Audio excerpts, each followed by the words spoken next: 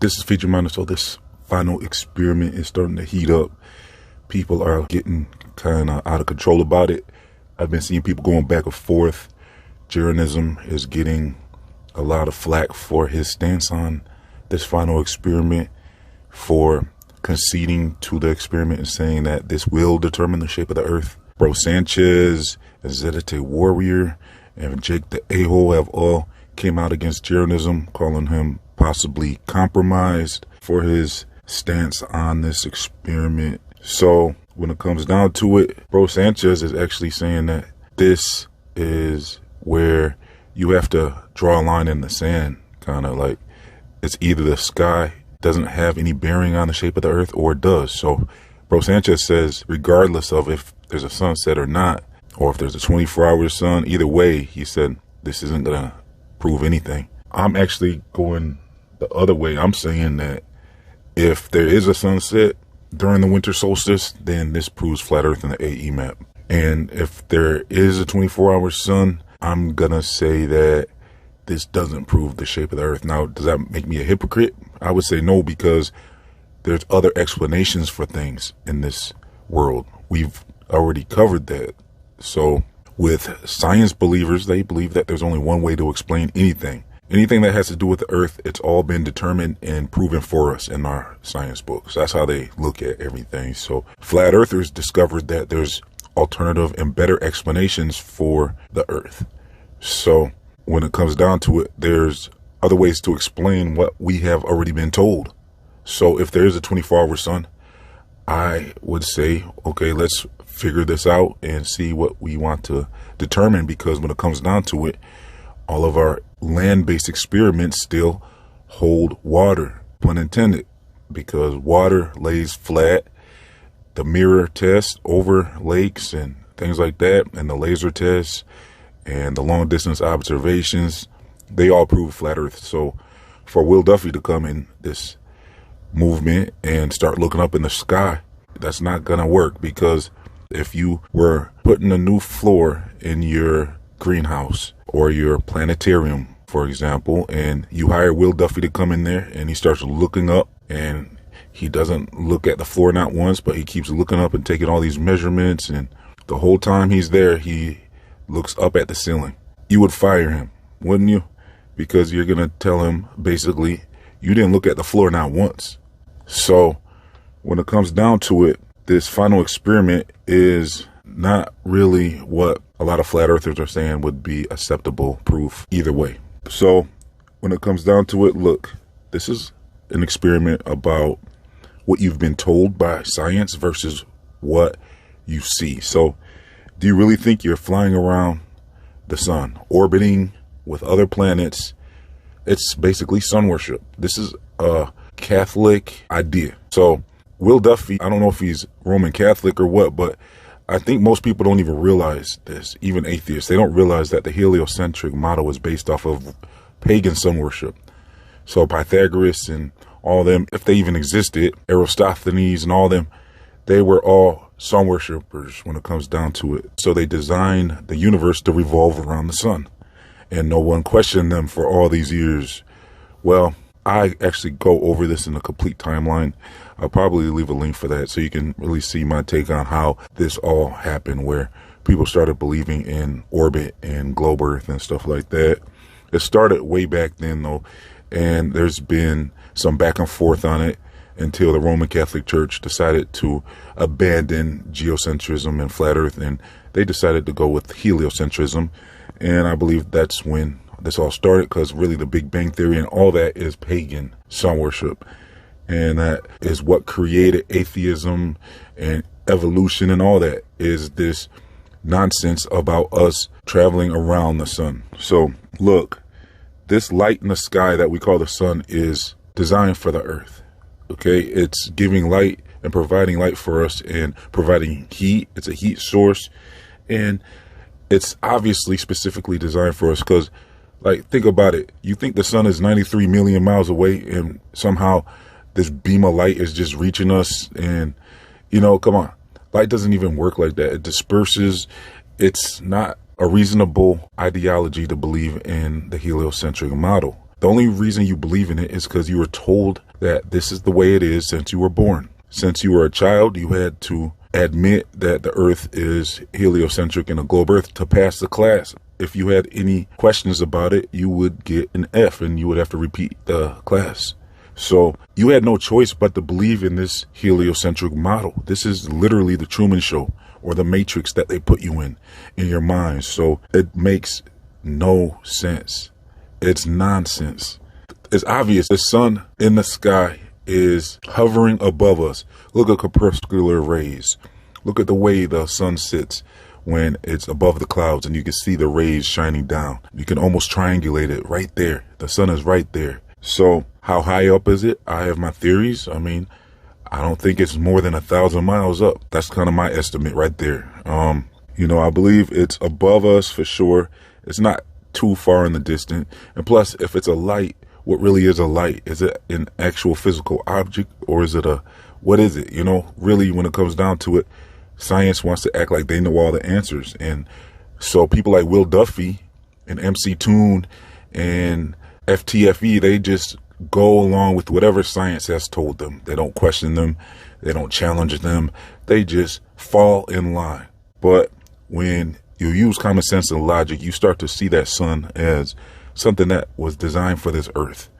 And so the moon and the sun is obviously designed for the earth. It's a clock system for us. We actually have all our clocks designed around the sun. So if your clock on the wall was a 24-hour clock instead of a 12-hour clock, you would really see how it's designed to show us how the sun moves. And it comes right back around, just like the Bible tells us. The sun goes in its circuit and comes right back around. So the sun is moving, and it's pretty clear. I mean, it doesn't take much of an imagination to believe that. It takes more of imagination to believe in the heliocentric model, that we are all living around the ball earth. That just, come on, use common sense and logic. Living on a ball earth where there's no real up or down because everybody's up is relative to where they're standing on this ball? Or do you think that we're living on a flat plane and up is up and down is down and the sun is above us? And that's that. So the sun is local. From all of my observations, I would insist the sun is local. There's no question about it. So for the Antarctic sun to circle around Antarctica for days and cause this 24 hours of daylight, I don't believe that's going to happen. I would bet that that doesn't happen. If it does, well, there would have to be another explanation for this, wouldn't there? So most people agree that this would not prove the shape of the earth, but I would be confident that we're not going to see a 24-hour sun. I would suppose that we're not.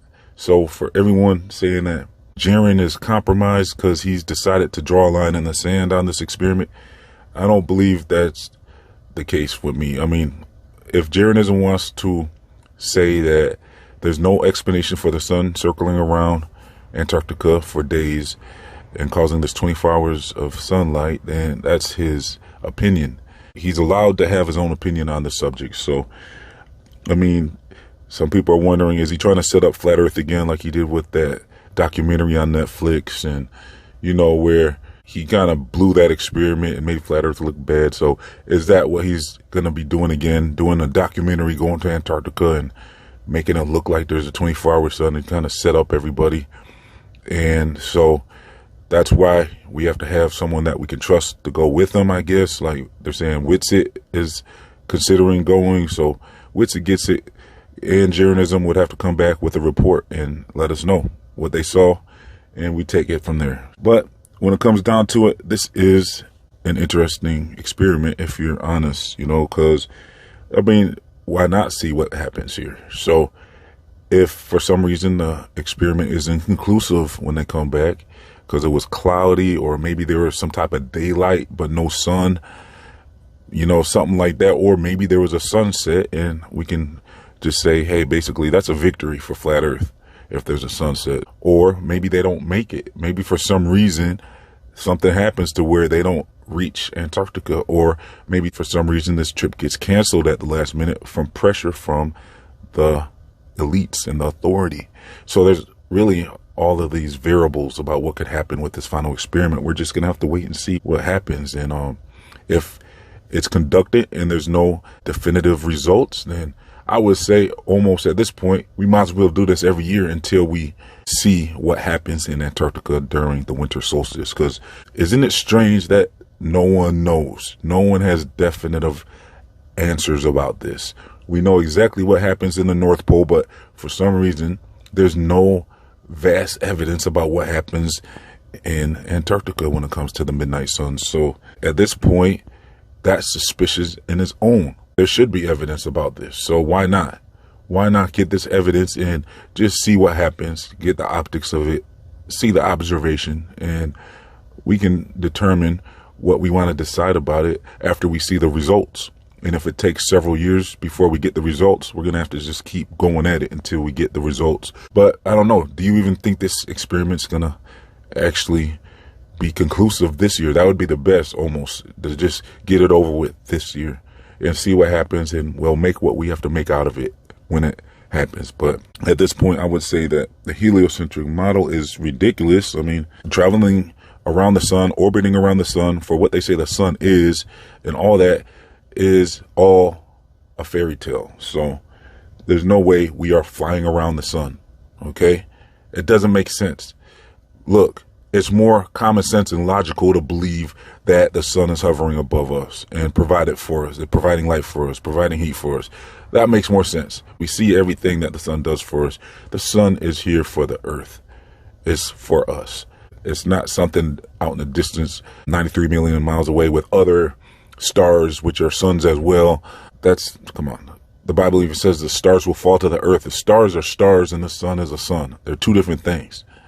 But science will tell you, no, they're all the same thing. So they say our sun is a star. So look, there's no proof of orbit. Nobody saw orbit demonstrated in a lab before. Orbit is something that was told to you. Orbit is something that science books tell you. But really, nobody has ever been able to repeat or demonstrate an orbit.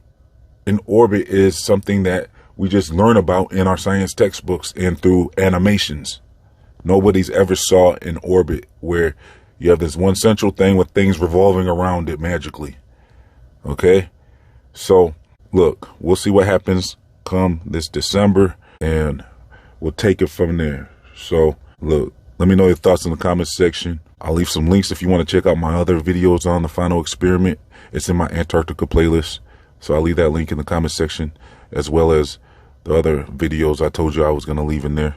So check out for that. Also, check for my free email newsletters, my social media links, the links to my other channels, my Feed Your Mind store, and much more. If you would like to support this channel, please donate as little as $1 to help keep this channel online. So please become a YouTube member or a patron, and your monthly contribution will help keep this channel going. So thanks for tuning in, and please like, comment, share, and subscribe. This has been Feed Your Mind, signing off.